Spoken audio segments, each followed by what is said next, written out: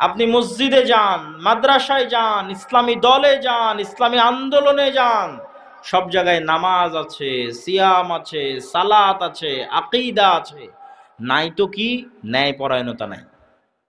এইটা বাস্তবতা এবং সত্য বলছি।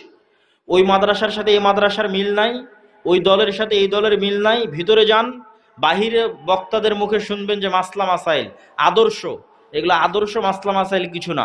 ভেতরে গিয়ে দেখেন হয় একজন অন্যায় করছে আর একজন মাজলুম, আর কিছু না। ইসলামী দলের নেতা যে কর্মী বেশি চামচামি করেছে ওকে পদ দিয়েছে, আর যে কর্মী কঠোর পরিশ্রম করেছে ওকে পদ দেয়নি। তাবলিগ জামাতের গন্ডগোল যান, চ্যালেঞ্জ দিলাম, বাহির থেকে আপনার মনে হচ্ছে যে না এখানে মনে হয় ফতোয়া মাসলা মাসাইলের কিছু কিছু না। ভেতরে গিয়ে দেখেন একজন জালেম আর একজন মাজলুম।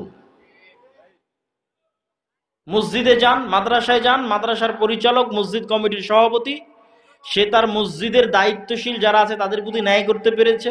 মাদ্রাসার পরিচালক তার মাদ্রাসার শিক্ষকদের প্রতি ন্যায় করতে পেরেছে। সালাত, সিয়াম, হজ, যাকাত সবই আছে, বাবা ন্যায় নাই।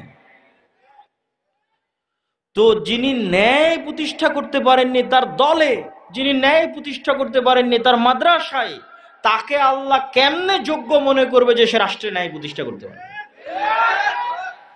অতএব আমাদের মূল জায়গায় হাত দিতে হবে, ন্যায় প্রতিষ্ঠার আন্দোলন করতে হবে। চারঘাটের মানুষ, যুবকেরা যদি মনে করে আমরা রাষ্ট্রে ইসলাম দেখতে চাই, তাহলে তোমার সমাজে অন্যায় বন্ধ করো। যেখানে জানাজা পড়াতে গেছে ওখানে জানাজা পড়িয়ে ওর মেয়েকে ওর ন্যায্য হিস্সা বুঝিয়ে দাও, ন্যায় প্রতিষ্ঠা করো।